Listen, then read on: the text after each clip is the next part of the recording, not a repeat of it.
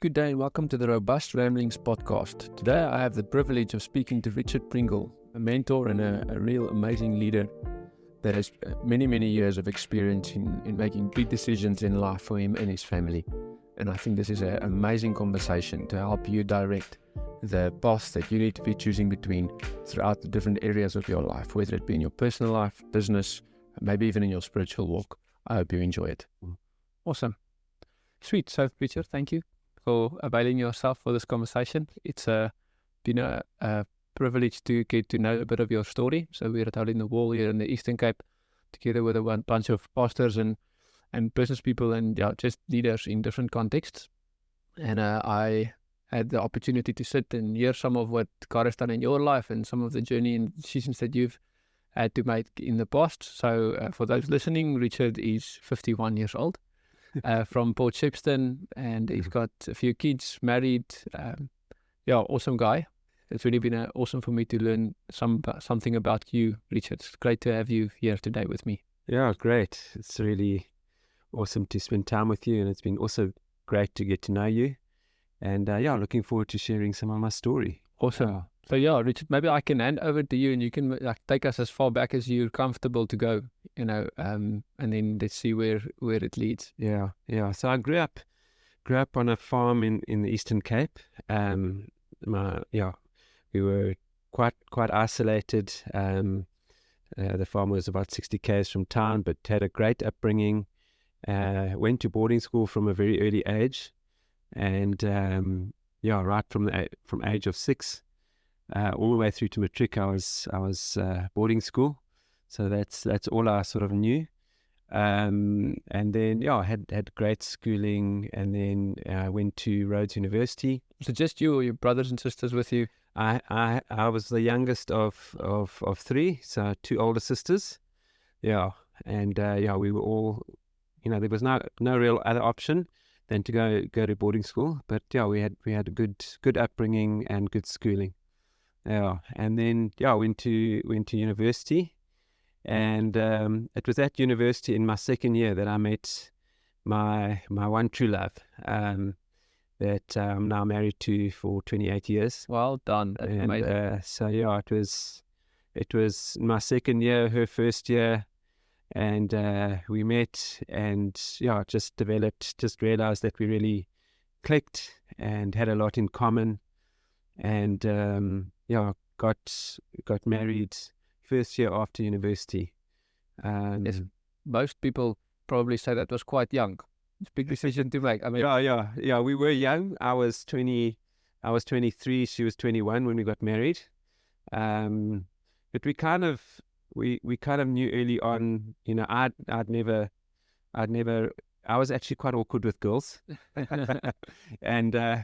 and just meeting her, that's part of why I knew this was different, because I wasn't awkward around her, and it was quite, I found it easy to relate to her, and the friendship there was such an ease in the friendship, so I knew from early on that this was a relationship that could definitely go long term, So how did you know that? I mean, it's just a feeling, was it a connection, or?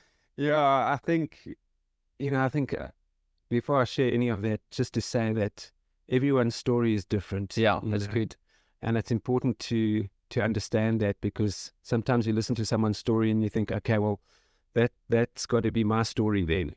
And I think it's important to understand that, our story is all different. And my story was that, we were both involved with, we both loved the Lord, and we were both involved in Christian, in church activity on campus, and that's what we wanted. And so we were doing that, and just we realized that we had a heart connection for the Lord, and developed, as we spent time together, a heart connection for each other. Sure. And the more we got chatting, we realized that we actually were on the same page with a lot of beliefs, a lot of things about what we wanted for our lives, And we spent a lot of time just praying together and that, and we both we're of the opinion that we just didn't want to be in a relationship just for the sake of it. Yeah, We wanted waste to, time. if it was going to be if we were going to be in a relationship, there had to be the potential of something long term, and so that's what we were pursuing. And as time went on, we realized that we wanted to spend the rest of our lives together, and we wanted to do life together, and we wanted to serve the Lord together. That's awesome, man. And so it came to the end of university, and we were like, okay, we weren't actually going to get married straight away, but through a series of events and circumstances, we decided, actually, no, this is it. Let's get married. We got married in 1996. Yeah. I was 1 year old then. Yeah. That's awesome. Okay, so you guys got married, and then you guys were still down there. Yeah, so we got married, and then we went to Cape Town for a year. We went and did like a third year Bible school. We'd been doing first and second year part-time Bible school this was in Grahamstown, and then the third year option was down in Cape Town. So and it was sort of more full-time. So we didn't have jobs that year. We were, flat out involved in this Bible school, and then also just on a practical level involved in the church there. Quick question on that. Right? So, I mean, you guys had some form of purpose-driven decision for being there. Right? It wasn't just randomly that you ended up at the Bible school, and you didn't have jobs. So how did you guys sustain yourselves? Yeah, so we, all the way through our lives together, we've really valued the word of the Lord, the prophetic, and what the Lord is saying to us, and where He wants us to go, and so on. And we really felt clearly in our last year of university that we were to do a third year Bible school. So we went to our leaders in Grahamstown. We said, "Oh, we really feel like God's saying, that we need to do the third year of Bible school." And he was like, "But there is no such thing in this particular flow that we were involved in. There's no just, there's only the first year and second year. There's no third year." This was in about March, April of that year. So we were like, okay, we just really felt that. Anyway, and about later on in the year, in about August, this same leader came to us and said, "Hey, remember that conversation we had about third year Bible school? Well, they're starting it. Sure. And if you're keen, you need to put your names down, because they're starting it in January, but it's going to be in Cape Town." Okay.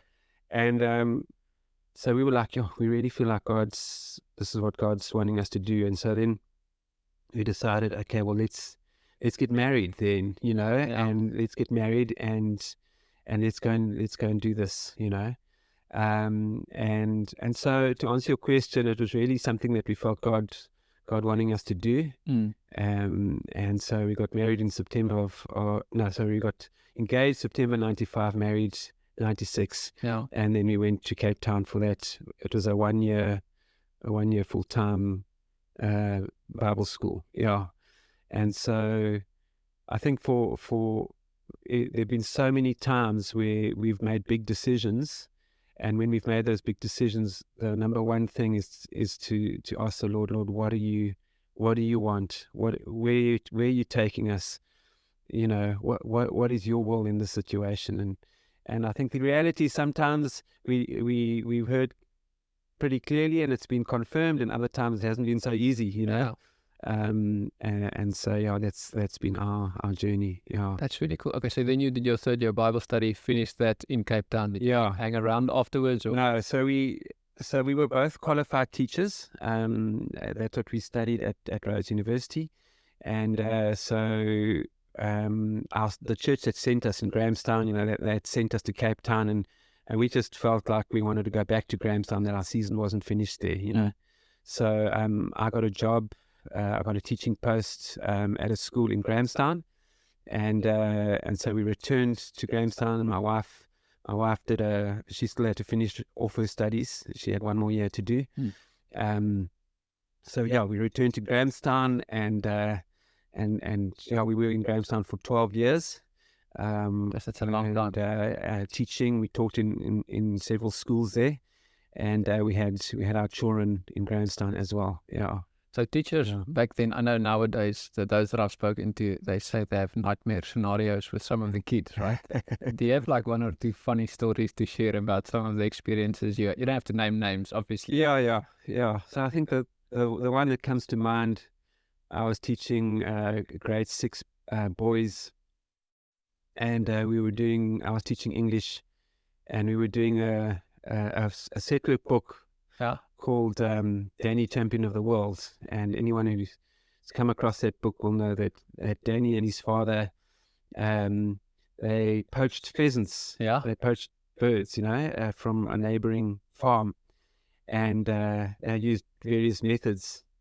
And the one method that they came up with was to take raisins and put empty out sleeping tablets and put the powder of the sleeping tablets injected into the raisins.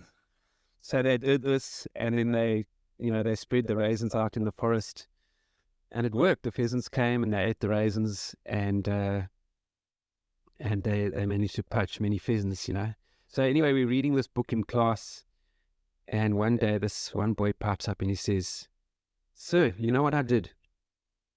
I took some sleeping tablets from my mom's cabinet, and I tried it out on the neighbor's chicken, and it worked. But the chicken died, and I was grounded for 2 weeks. But I quickly learned as a teacher that sometimes you got to, when you read stuff and you teach them stuff, sometimes you have to say, don't try this." That's brilliant. Yeah. So you guys were there for 12 years. Then are you obviously teaching in the school? Your role in the school? Yeah, so we were at different schools. I was at a former Model T school for 7 years, and then moved over to a private school. And we lived in school accommodation, and we were house parents. We lived in a lovely old house, and it was attached to a boarding house. And having been at boarding school all my schooling career, I could really feel for these young boys and girls that were shipped off for periods of their life, Was it primary school or high school? Yeah, primary school. Yeah. Wow, that's you're very young. So we were. I was a housemaster, and then also, in management at the school, and sports coach, and teacher, and everything else that came with it. What sport did you coach? So as a primary school male teacher, you kind of had to try and coach everything. Rugby, cricket, tennis, athletics. Sure. Yeah. So quite a few different sports. Yeah, that I had played at school and had some experience in as well. So that helped. That's awesome. Yeah. And then my wife as well, she coached hockey and swimming and stuff like that. Yeah. Was that a big school? A small, medium-sized prep school that we both ended up teaching at. It was a boys' school, mostly boys. They had girls in the first couple of years, and then it was boys only after that. They were great years, and great opportunities to just help kids and help families as well. How did you end up becoming a teacher? Like, how did you know that was the thing that you wanted to do? Well, at that stage, obviously, you probably thought it was probably going to be for the rest of your life, but it didn't play out that way. Yeah, that's a great question. Growing up as a farmer's son, I always thought that one day I'd probably end up farming. But as I got older, I realized I love the farm, but I don't know if farming as a career is for me. And I remember my parents, I was just about finished school, and they said to me, they just wanted me to know that there's no pressure for me to come back to the farm. Oh, that's awesome. And being the only son, there could have been that pressure, but my parents really were great in just setting me free in that, And so in my matric year, I actually didn't I did apply at university to do an agricultural degree, but in my heart of hearts, I wasn't sure if that was really what I wanted to do, you know. So I had a few other ideas, and teaching didn't cross my mind at all. And it was literally, I'd written my final exam, and I remember we were at home, and I was submitting my application for agricultural degree at a university. And my sisters, I've got two sisters. This particular one is three years older than me. She just said to me one day, "What about teaching?" And it was like someone hitting me with a head slap, in a good way. Revelation moment. Yeah, it was a revelation moment, and I was like, "Of course. Why didn't I ever think of that?" Because growing up, I noticed that as a high school boy, the younger kids, we'd go to tennis club days, and the younger kids would gravitate around me, and I'd find myself playing with the younger kids the whole time, and it was easy for me, and they seemed to enjoy being around me, and that seed was just like a revelation moment, Sure. and so a week later I'd applied at Rhodes for to do a teaching degree, and the rest is history. Yeah, That actually shows you the value of friends and family close to you that see things in your life that you might be oblivious to, but the signs are obvious. exactly. Yeah, exactly. Yeah, that's exactly right. Because for me, I was completely blind to it, and it was just a moment where the lights came on, and that shaped.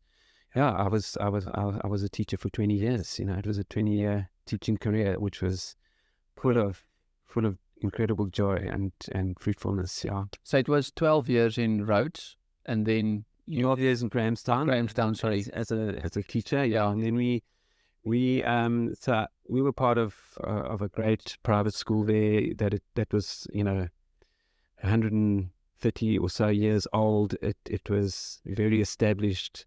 Our kids, could had pretty much free education, and would have had right the way through to matric, if we'd stayed there. And we just felt like after the 12 years, we just felt like our season in Grahamstown was coming to an end. Again, saying to the Lord, where to next? We felt like there was a move, and we felt like God was speaking, and so we were sort of looking, at various opportunities, and we stumbled across this small little school in a town called Ladysmith, in KZN, and it was a small little school that had started 18 months prior to us seeing this ad, and the parents had got together and started the school because they saw a need for it, and but now they were needing a headmaster, someone to run the school and to put systems in place and stuff like that. And so it really caught our attention, this ad, and so we got hold of the school. They didn't even have a website. We had to phone them and find out who they were, what they were about. And how did you come across the ad? I mean, was it a newspaper or? It was on a website, on a independent school's advertising website. So you were actually looking for jobs? We were looking around. Yeah. We were looking around. Yeah. For jobs and other opportunities, and we stumbled across this one, but it was not, it was not your normal sort of next step, normally someone in our sort of situation would have looked for another prestigious private school, and maybe a promotion post in a more prestigious, sort of established school. Whereas this was a brand new school, and so we visited the school. Well, I visited the school to just check it out, and they had very little. They had a building, quite a nice building that they built, and they had nearly 100 kids. They had some teachers, but they had very little in terms of curriculum and programs and procedures in place, and it would have been quite a big decision to take our children out of a very established environment into, so it was very much a pioneering opportunity. Yeah. And my wife and I, we are pioneers. We love that kind of thing, you know. It's actually amazing. So if I can just word it differently, you said no to stability in, I mean, circumstances, income, status, your kids' education, and basically, and I was going to say, in these prestigious schools, your kids obviously make lifetime connections and networking, and that's the things that I've heard from friends of mine, even family. Yeah. They went to larger universities or like MIT and those type of places. Then with their status, there's typically connections and stuff, like call it future success opportunities that come from that. So you said no to that because you felt God calling you somewhere else. And you guys responded to the call rather than saying yes to what was the obvious road that was put in front of you from a worldly perspective. Correct. Yeah, that's correct. Yeah. So I went up for the interview. I got the position, and then, I said, I need a bit of time to think about this. It was a big decision. Yeah. At that stage, my son was 8, my daughter was 6. And we would have been leaving a lot behind, and but we prayed about it, and again we felt God speak clearly, about actually that this was the right thing to do. And I think we've really valued the importance of seeking the Lord and getting some sort of confirmation from Him, because there were times once we had moved and once we had started this adventure, there were times where I must say I did think, what on earth have we done? Yeah. And I could go back and say, no, but I really believe God has spoken, So and so that really kept us going. Thinking of that, right? So you have the example of your sister speaking, and just kind of like giving you an eye-opening moment with the teaching. With a move like this, did you also have family and community around you to assist in the decision-making process, or was it just you and your wife and you felt God speak to you and you kind of went with it? No, so very much, we learned from early on that having community, involving community in big decisions is vital. And so we did. We shared this with our with my current headmaster where I was, and he was very supportive. We shared it with our pastor, and they were just incredibly supportive. And even with my family, even though they might not have fully understood, why we were doing what we were doing, they were incredibly supportive and in our decision making, Sure. And so we really value, I think, making decisions, especially big decisions, in isolation is a very dangerous thing to do. Yeah, that's very why. I mean, Proverbs speaks about the wisdom in many counselors around you. So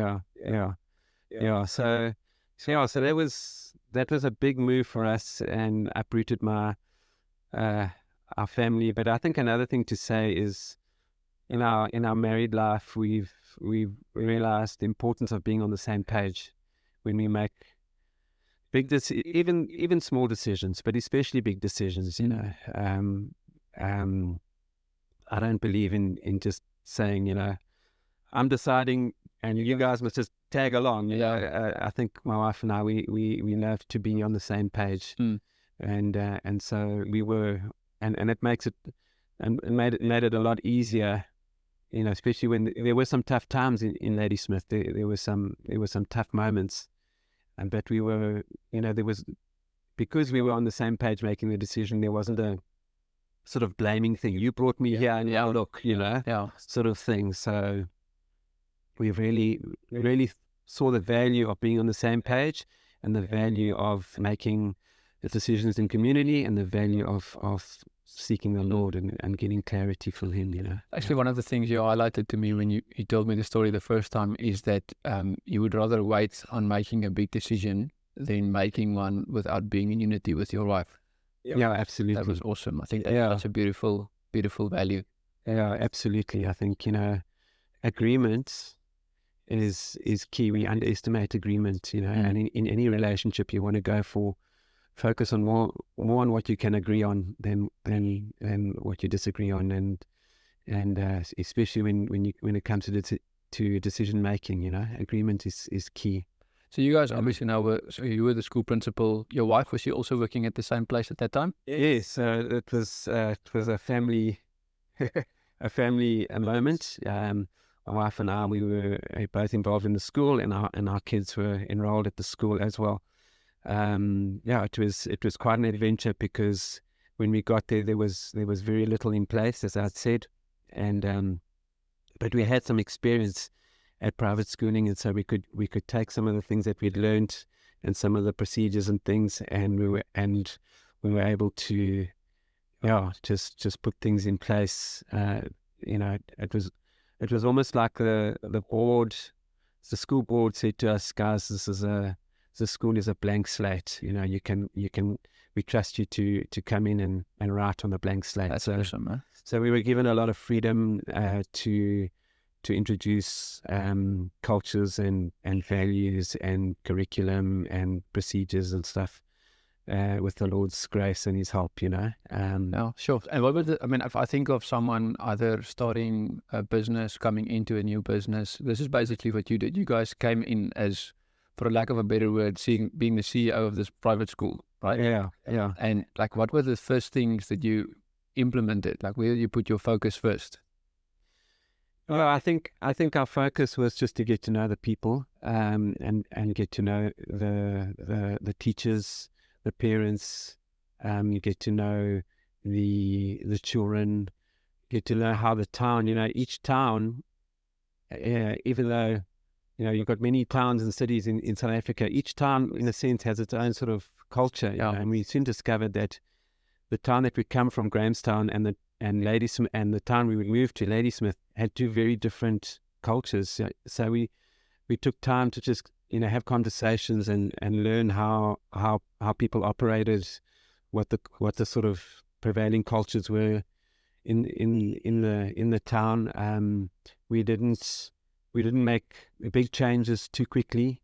There were some things that we had to change, like fairly quickly, but they were small things. Was it for specifically for building into the culture, or what was the type of changes that you made? It was more just program changes. There was very little sport that was happening, and there was a lot of pressure to introduce a sports program. Okay, and that was something that we could implement quite quickly without too much. Because you coached everything. For 12. Pretty much, and we had teachers that could coach a lot of variety of sports, and there wasn't much in the way of facilities, but we were able to make a plan quite quickly just to get some sort of sports program going. So there was things like that we could implement quite quickly without too much upheaval. Yeah, and then and then we had to go about sort of. The slow process was changing some of the curriculum and introducing new sort of teaching methods and that kind of thing, and that took a lot more time, and it was a lot more sensitive, because it involved people, and the way people did things, and that took time. I always laugh when I think of, you're a pastor now leading a church, and Gareth said to me the other day, as a guy leading a church, he's a change manager, helping people adjust to constant changes and helping direct them where God is wanting to take them. And I've seen that in my own industry. Change management is probably one of the most underrated things, but one of the most important things. People don't want to focus on it, but it takes time to get people to move along with you in a specific direction. That's so true. And I think, when we were like the new kids on the block, when someone new comes into a place of leadership, everyone's watching, and I think there's a bit of, sometimes there's anxiety around a new person coming in. What are they going to do? Am I still going to be able to do what I was doing? Can I trust this person? Yeah. And so a lot of our initial things were just to build trust, with the people, and to reassure them, that everything's going to be okay, and that we're not here to, we're here to build with them, not against them, So And we were, I was 35, which is quite young Yeah. for a headmaster at that stage. So it was, we made a lot of mistakes, but we learned a lot, in those early days. Yeah. So, I mean, never being a headmaster before that, did you feel ill-equipped for the moment? And like, kind of, how did you navigate those emotions? Yeah. So, yes and no. I think there were some things that, that, my experience as a teacher and being in school management, had equipped me for, but I'd never been in a headmaster's position, and it was very daunting. I remember saying before I left Grahamstown, I remember saying to one of my colleagues, do you think I've got what it takes? Sure. Big question. Yeah. Because it was quite daunting going into this role. Yeah. Even though it was a small school, it was daunting. And so I had a family member. I knew a couple of very experienced headmasters who'd been headmasters for years. One was an uncle of mine, another was a family friend. And so I messaged them and I said, please would you give me some advice? Yeah. Please would you write down some of the things that you've learned about being a headmaster in long years. So I try to glean as much as I could from people that had done this, and I learned a lot from their input, because I felt I did, in some ways, to answer your question, I did feel sort of ill-equipped, in many aspects. Yeah. Yeah, I think that's something many people can relate with, even studying or just starting to work, or, changing a role in a company or moving to a different job is we actually have access, because you're in a community of people. You have access to people that can help you navigate those emotional or, even just physical realities, how to handle new relationships, how to handle it when people are kind of mistrusting because they don't know you, but now you're, directing the ship that they've been a part of for longer than you have. Yeah, correct. And I think, I've just seen the value of finding mentors. Yeah, that's a good one. I did my best to try and find mentors as quickly as I could. And I found one particular gentleman who was a headmaster in a neighboring town. We also had a private school. Our schools weren't really in competition with each other, because they were the towns were 100 k's away from each other. So we weren't really taking from the same pool, and we would travel to Durban and Pietermaritzburg together.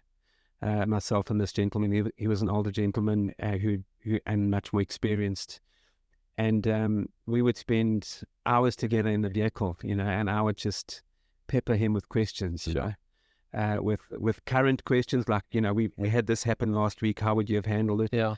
And also more general questions, about leadership and what he's learned and stuff like that. So I learned so much from him, and I could see him come alive, because it gave him a sense of purpose. Yeah. As this young headmaster, wet behind the ears, and he needs help, and let me try and input into his life, and into his career. So mentoring is, I learned so much from him, and it taught me so much. Yeah, and I think, any person, I think of Maslow's hierarchy, I always keep going back to that concept of the fifth level. I think it's the self-actualization one.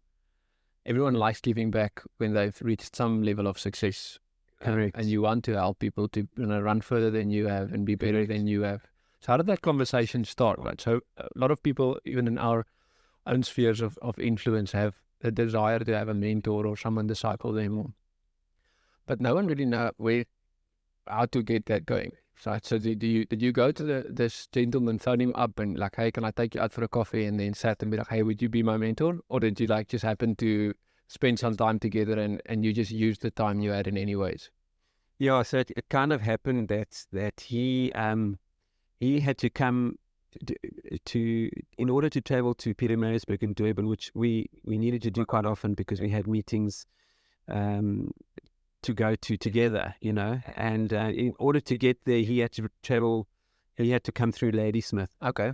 And so we met each other at one of the meetings, and he said, hey, in future, we must travel together. I'll pick you up, and I'll pick you up on the way So that's through. awesome. We travel together. And I soon realized that once we started traveling together, that there was a connection, that this was somebody that I could trust. And it kind of happened. I knew I needed input, and I could see that he was eager and keen to and willing to help, Yeah. So the conversations kind of just happened naturally initially. And then I became a bit more intentional. I would write, before our next trip together, I would write some questions down and say, okay, That's brilliant. on this next trip, I want to ask him this, that, and the next thing. That's awesome. So it kind of sort of happened, sort of fell into my lap in a sense. But then once a relationship was there, I realized, okay. Yeah, you utilize the opportunity. Absolutely. That's brilliant. Absolutely, yeah. So, I mean, you were head pastor then at the school for about another 8 years. If I do my math correctly now, you say teacher for 20 years, 12 years in Grahamstown. Yeah. So then, we were there for about 6 years. 6 years? Yeah. And then what happened? Then, so I mentioned the word pioneer. Pioneers like to break things open, cut new paths, start things, and that was kind of what we felt like our mission was to do. And after about 5, going on 6 years, we realized actually what we came to do, we've done. We've got the school up and running. There's processes. The school's grown. There's cultures in place. It's a fully fledged prep school. Yeah. It's on its feet. It's going for it, and it's ready for the next person to come and take it to the next level. Yeah. We felt that we'd taken it as far as we could. That what we came to do, we've accomplished. And again, we just felt the Lord, just speaking to us, and we felt like our season was coming to an end, and that it was time to move on. And so again, we started praying, Lord, where to? What's the next step? What's the next season looking like? We had in our hearts for many years carried the dream of moving into a space where we would be full-time involved in a church paid, and we had this sense that we wouldn't retire as teachers. And so we were looking for those opportunities, but not trying to push any doors down. And we thought, well, maybe this would be the time, moving from Ladysmith, maybe this would be the time where we would go into that space, And again, we were praying, asking other people to pray with us, and again, we wanted to be on the same page with this next move. And we had a friend who was leading a church in East London, and one day I just felt to phone him up and ask him, if they were thinking of starting a school at their church. Which I did. I phoned him up. We had a long chat, just catching up as friends do. And then I asked him, have you guys ever thought of starting a school at your church? And he said, no, no, we've never thought of it. It's never ever been on our in our thoughts, and end of story sort of thing. And I was like, okay, that's fine, no problem. And then about a week later, he phoned back, and he said about that conversation, about that school. We're not wanting to start a school for kids, but we are thinking about, and have been dreaming about, starting a Bible school for adults. And so when you mentioned school, I thought about it, and I thought I must get back to you, because this is something that we have been dreaming about. And so we started a series of conversations about what that would look like, and they would need somebody to come in and run that for them, and pioneer that for them. And again, that word pioneer excited us, and we started praying into it and had more conversations with them. And to cut a long story short, we decided to make the move, that we would make this move to East London, and we would join them. and help them get this school off the ground, you know.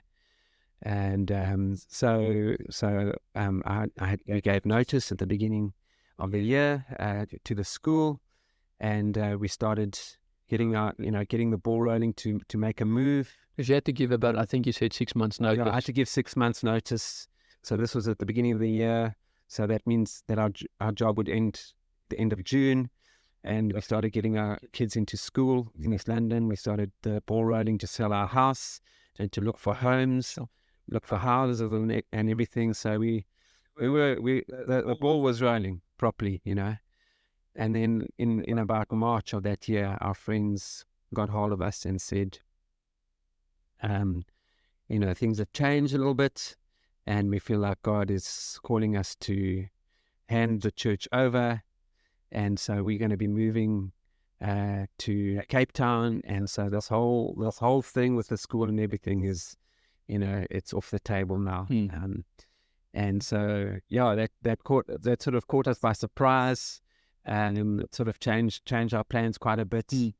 But just the way that happened, we had the opportunity to take offense, but these friends of ours, they were so honoring. They said, the salary that we promised you, we're going to honor that for 6 months. Yeah, because you obviously had to give up a lot. Yeah, we were banking on this for the, and they said, no, we'll honor that salary and all of that. And my wife and I, we just felt to release them from that. We phoned them back the next day and we said, listen, guys, we appreciate you, honoring that, but we want to release you from that. Let's just call this thing quits, and bless you guys to continue on your journey, and we'll continue with the journey that the Lord has us on. And I'm so grateful that the Lord helped us to do that, because we are still good friends with this couple today. Sure. And I think that could have ended very differently. And I mean, it's amazing because you valued the relationship, and I think that was it's awesome to hear. Is that despite this created uncertainty. Correct. And this time it wasn't you who put yourself in a place of uncertainty, whereas the previous time, where you had to go away from Grahamstown, you made the decision. Correct. It's interesting how, almost like to see God prepared you the first time, the second time He takes you through this, and it's almost like a character-defining moment. How are you going to handle this now? Correct. And it's beautiful to hear how you guys did handle that. Yeah, very definitely. And I think we've learned through previous circumstances what offense tastes like. And we'd taken offense with some people in the past, and we made a decision that we didn't ever want to do that again. Yeah. And so we could sort of smell that this situation, it smelt a little bit like there could be a potential offense, and we made a decision. We didn't want to go down that route again, And so, we sometimes, you make mistakes in the past, but those mistakes are like school fees. You learn from those mistakes, and the next time round, you don't want to make the same mistake. Sure. So that left you guys in a very uncertain space, obviously. So what did you do then? Yeah, so then we went back to the school and we said, hey guys, this is what's happened, and the school board said to us, well, you are most welcome to stay. You're most welcome to withdraw your resignation and just carry on. Our house was. We would have had to have found another house because our house the sale was going through and everything. But we carried on praying. We asked people to pray for us, and we felt like God was just saying to us, keep moving. And that wasn't an easy thing to do. It would have been a lot easier just to withdraw resignation and carry on. Yeah. But we felt like our season was up, and we felt like God was saying, keep moving. So that was in March, and we had to be out by June. So it was a couple of months of knowing we were going somewhere, but not knowing where. Yeah. And it was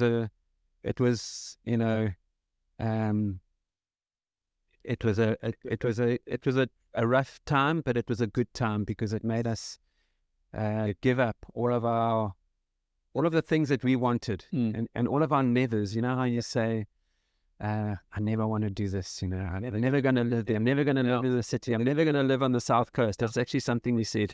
Never going to live on the South Coast. And so we just laid all of that down, Lord. We just laid down all our nevers, all our wants, all our desires, all the things, all our own stuff, all our own dreams. We're just laying that down. We're giving it to you, and we want you to direct us in where you want us to go. Sure. And so, it was with about a month to go. We didn't have much. We had no job to go to, no house to go to, no sort of nothing clear on paper. Yeah, and you didn't want to go back because to the once again actually the obvious route, same as St. Andrews, right? Yeah. Almost like the obvious route. You felt God said, "Don't do that." Yeah. So if you say there was no job, it was like there was nothing that God clearly showed you. Yeah, You should correct. be doing. Yeah. Correct. And so, it wasn't an easy time, and so there were a few open doors. It's interesting how quickly we want to make our own plans. And so we had a few plan Bs up our sleeve. And somebody, good friend of ours, said to us, in God's economy, there's no plan B. There's only His plan A. So all our own little plans that we had made, we had to lay them down and say, Lord, we don't want to make our own plans. But there were doors opening on the South Coast, with some schools, and with a business opportunity as well, with family members and that, and so. We were like, but we didn't want to do our own thing, And with about a month to go, we've clearly felt the Lord say to us, take the open doors. And the only open doors were clearly on the South Coast. And one school in particular, the door was wide open for us to come. And then also there was a business opportunity. My wife's parents ran a wholesale seedling nursery, and there was an opportunity to explore that, to see if that was something that we wanted to be involved in. So we did. We took the open doors, and we moved down to the South Coast. That was in end of June 2014, so we did that, and that's how we ended up on the South Coast. Sure. Yeah. So I mean, there's the nursery stuff that worked out. Yeah, so the plan was my wife would work there for 6 months to see how that would go, and then I would work at the school on the coast, and I would take the kids, travel in every day with the kids, and so we did that for 6 months, and after the 6 months, we decided that my wife decided that she wanted to go back into teaching, and so. Yeah, we made that decision, and so at the beginning of 2015, she got a teaching post, and she ended up at the same school that myself and the kids were at. So we continued teaching. I had a management position, head of department, and that was, for me, it was tricky as well. Because going from headmaster, That feels like it was like a step down. It feels like a demotion. Yeah. Yeah. So that was also an interesting time. It wasn't easy, but it was amazing how the Lord just helped us and guided us through that whole transition. And again, just to say that the whole move and that whole decision to move from Ladysmith and how to navigate those few months of where are we going, the people, the friends in our lives, the leaders in our lives, they played such a crucial role. They were amazing. They never. They prayed with us. They backed us. They gave us support. They gave us advice.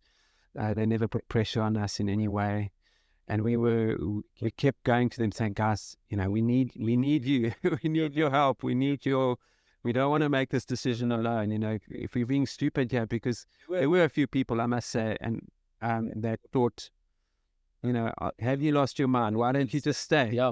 Just stay. With the security of your job. You guys have got good jobs in this town in Ladysmith. Just until something else opens up, stay. And we just felt to keep moving. And so when you're making risky moves, like that was another risky move, to do that. And I think when you're making risky moves, you've got to have people around you, and just speaking life and speaking sense and speaking wisdom into your life. So I think there's something important that I'm hearing. On the one hand, there's the obvious decision that you guys could make. Stay, there's security, stability. Yeah. Almost like it's a form of wisdom from people telling you don't take too big chances because this is an obvious opportunity. Correct. And then I love what Proverbs speaks about. It's the fear of the Lord being the beginning of wisdom. Correct. And being like, even if something looks risky, if we feel God's calling us to it, that is actually the ultimate wisdom, is following that rather than the wisdom of people around you. And that's what I hear you guys were doing. Yeah, correct. But even in the thing of hearing God, I think sometimes we can say, I've heard God, and we can be very sure and almost have an arrogance about us. I've heard God, and so I'm not going to listen to what you're saying. And even in the thing of hearing God, we need to do that in community. Yeah, that's very good. And say, this is what I feel like I'm hearing from the Lord. And please pray with me. Please hear God with me. Because sometimes you can think you're hearing God and you're hearing wrong. No, you miss it. Yeah, you miss it. And so, and God is gracious even when we miss it. But there's wisdom in just having people around you to hear God with you, Yeah. So you guys eventually, you're not a teacher anymore. So how did that play out? When did you stop teaching and start leading a church? Yeah. So that was interesting. So we joined a church as soon as we got to the coast. We always thought and believed, and we still give people advice, when you move to a new area, visit a number of churches until you find the right one. And that was always our intention. Now, it just so happened that the first church that we visited, we got to Ladysmith, and when we got to the coast, we ended up joining. We had every intention of visiting, but we kind of knew what we were looking for in a church, and so we visited first time, and that was it, And so we joined River Life Church in Port Shepstone when we arrived. And just got plugged in. We'd always known to, when you're part of a church, just to get plugged in. We didn't ever want to be pew warmers, and we just valued being involved in the life of the church from the word go in any way we could. And so we did that. We got stuck in, and our kids got involved, and so on. And that was 2015, and then beginning of 2017, we came onto the church's eldership team.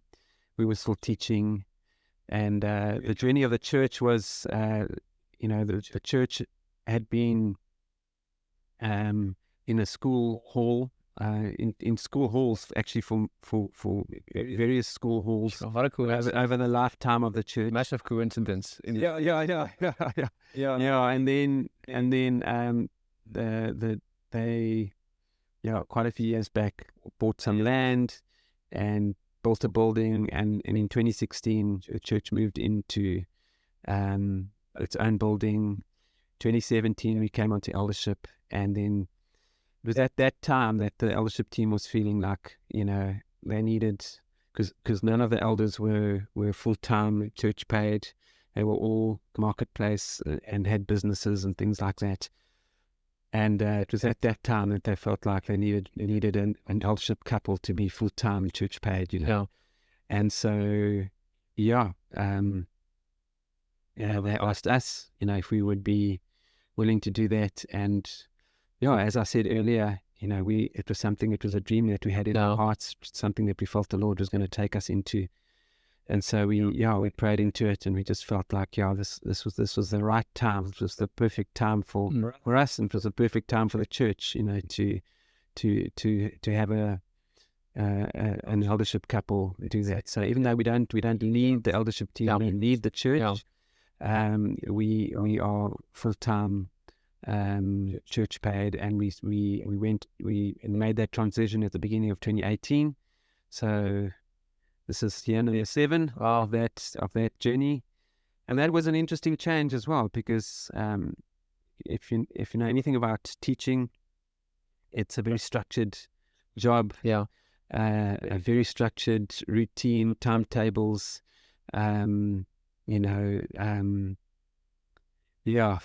structure, and it's very measured in terms of marks and all of that kind of thing. And so coming into full-time church paid ministry, where it's there's every week is different. It's unpredictable. You have to sort of create your own structure. So it was a whole, we had to unlearn 20 years of just a way of thinking and a way of doing things. And so for the first couple of years, it was quite difficult, but people really helped us to navigate that change, just in the way of thinking, the way of doing things. Maybe a last question, Richard, is if you look at all of the years of teaching and the road that God has took you on, right? The uncertainty, the risks you've taken, and as a family, the challenges you've had, and the amount of times you had to make new friendships, new community, what would you say are the maybe like 1 or 2 key things that God was depositing in that time which set you up for the season in which you guys are now? Sure, that's a big question. I think, because there's like the reason why I'm asking this is there's value in the journey, right? And we tend to find ourselves easily living in a place of where we want to be, and we forget what the present that we're in, right? To be in the moment. And looking back, you've had a lot of experience making decisions, a lot of experience in seeing God's hand and leading your family, and all of these valuable things you've mentioned now. God was preparing you for even the next season in your life, and even now again He's preparing you for the next things to come. As pioneers, I can't imagine that this is going to be the end. I mean, you early 50s, right? So there's more adventures. I would say in the trend that I see in your life up until now. So I mean, that's why I'm asking the question. I think we realize, if I look back now, I look at how God prepared us. In our teaching professions, even in the early days, he prepared us for the next season. In our Grahamstown years, just being involved in those schools that we were and doing the things that we did.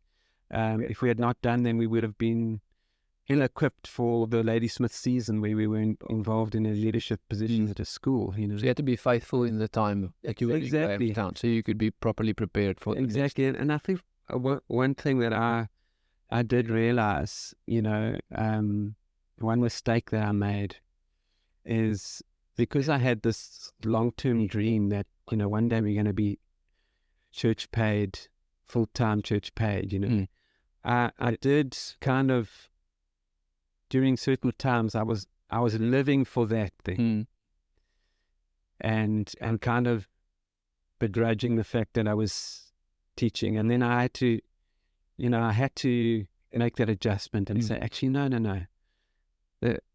The season that I'm in right now, as a teacher, is what I've got to focus on right now. That season ahead, well, even though it's ahead, it's going to come.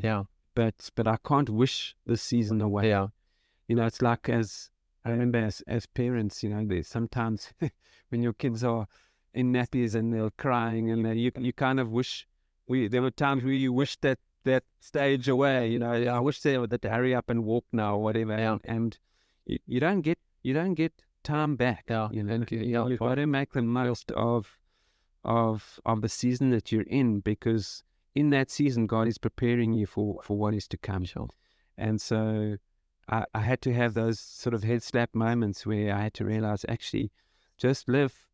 Yes, live. There's stuff to come still, but live in the moment. Wow, that's really valuable. And I realize now, in full-time church paled how much how much I learned in my teaching years, and how much those years prepared me for what I'm doing now. Wow, that's wow. That's amazing. I'm like, God, God sees He sees the whole puzzle.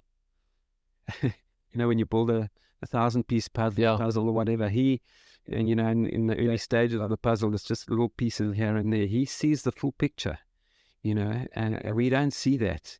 And He knows what we need along the way. So sometimes you can sit in a situation and think, what on earth am I doing here? Why? And God knows why, and only much later that you look back and think, oh, okay, that's why. But I didn't see it back then. It was saving me a lot of heartache, Yeah. Wow, Richard, no, this has honestly been a very fruitful discussion for me. I'm still young, and me and my wife constantly find ourselves in a place where people around us or we ourselves have to make big decisions, and I think, many valuable things, especially like having community around you, trying to follow the Lord, not what the world says, and being in unity. And just from the stories you've shared, the testimonies are, the scripture speaks about looking at those leading you and looking at their way of life and the fruit of it. And based on that, you can decide if you want to trust or not trust the way, their process that they went through, and the fruit from your life is evident. And that the principles you followed are worth imitating. So I appreciate you being open and sharing. Richard, this has been a wonderful discussion. Thank you. Yeah, thank you so much for the opportunity. It's really been a joy just to share our journey, and yeah. Awesome. Thanks, Mary. Great. Thanks for being here today. Your support is invaluable. Please share our podcast with others who might enjoy it. Stay tuned for more great discussions with entrepreneurs and leaders. Follow us on TikTok for extra content. Until then, stay curious and take care.